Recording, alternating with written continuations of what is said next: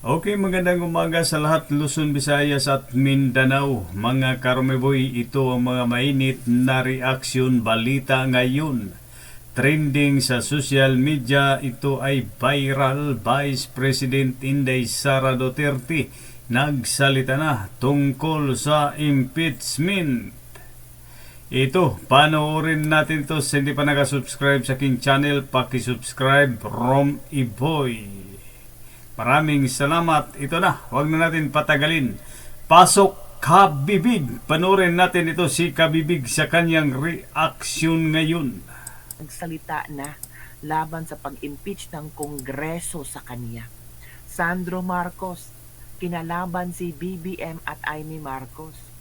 Kung naalala nyo, si BBM nagsabi na si Sara is unimportant, huwag nyong i-push, naghingi siya ng tulong sa Kongreso na huwag i-push ang impeachment.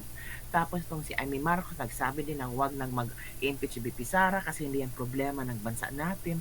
Ngayon, ang unang pumirma sa fourth impeachment at sabi-sabi pa ng ilan na si Sandro Marcos ang author ng fourth impeachment ni VP Sara.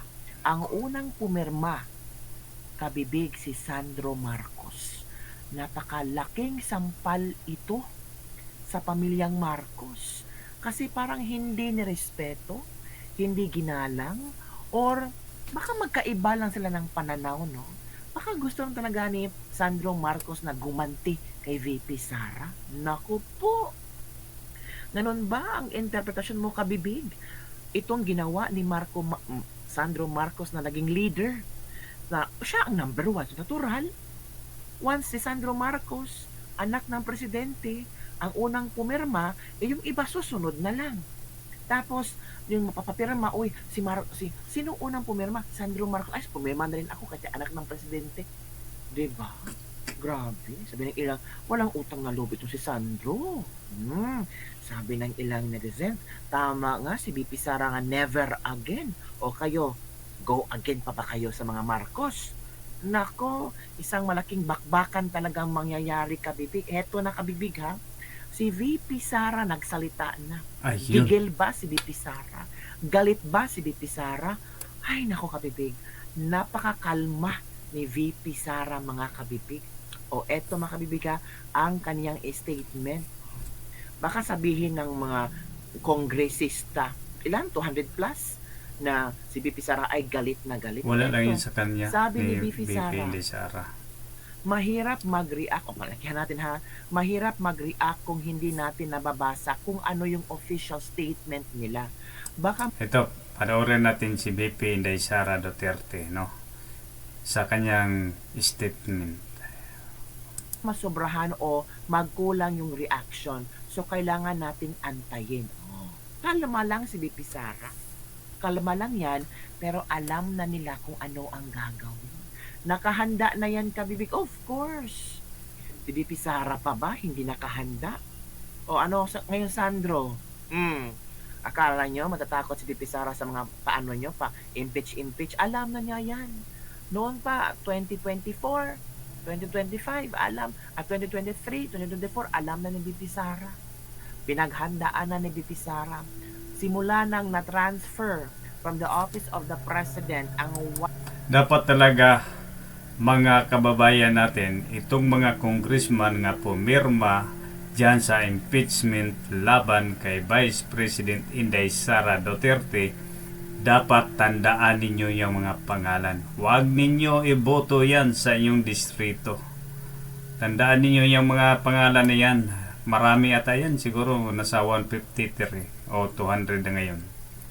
Huwag nyo niyan iboto kasi kayo lang nahihirapan. 125 million sa Office of the Vice President, December yon. Parang nagkamali yata si VP Sara that time. Pero pinaninindigan nila yung 125 million na confidential funds na ginamit sa tamang paraan. Sabi nga ng COA, wow, malinis naman yung paggamit nila. Di ba?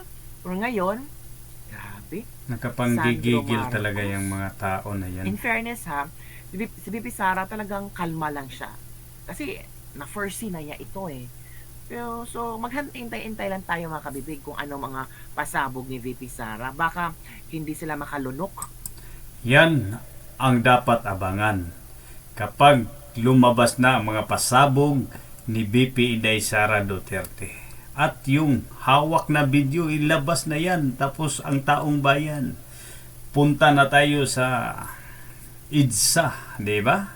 Magkaisa na. Ito ang ating abangan, ang mga pasabog ni Vice President Inday Sara Duterte. Kabang-abang ito kapag ito ay maituloy nila ang impeachment, no? Pero sa Senado ay June pa umano sila babalik, June 2.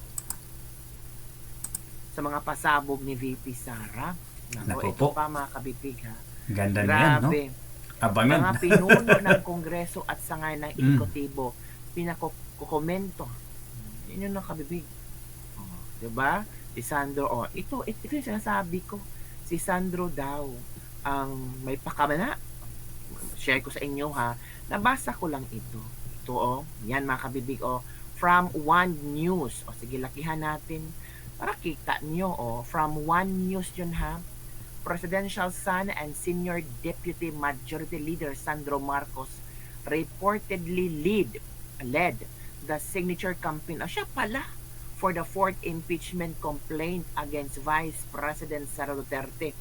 According to a News 5 source, after na pumirma si Sandro, sumunod na naman si Senior Deputy Speaker Dong Gonzales, Majority Leader Manix Dalipe, Deputy Speaker J.J. Suarez, Assistant Majority Leader J. Conghun, Camiguin Representative J.J. Romualdo, Deputy Majority Leader Paulo Ortega, Santa Rosa Representative Dan Fernandez, and Surigao del Norte 2nd District Representative Ace Barber. So sila yung mga malalaking tao ba na may posisyon dyan, mga deputy, mga ganun, sila ang unang pumirma. Pero number 1 talaga si Sandro. Oo mga baby, number 1 si Sandro. Oy, nasan kita ko sa inyo ha, baka hindi, sabi na iba, baka attendance ka. Anong attendance? Grabe, attendance talaga? Anong klaseng mata meron ka? Sabi mong attendance lang ito at panilin lang. Ano, ito mahimik ka. Na-transmit na nga sa Senado, attendance. Yan sino number 1? Yan Sandro Marcos, first Ilocos Norte. Of course, kung ang anak ng presidente ang unang pumirma, natural ang susunod ay mapirma tayo kasi ang anak ng presidente, walang mangyayari sa atin, safe na safe tayo. Kita yun naman. Diba? So ganun ka-powerful sila. Ang tanong, nagkausap nga ba si Sandro Marcos at si BBM?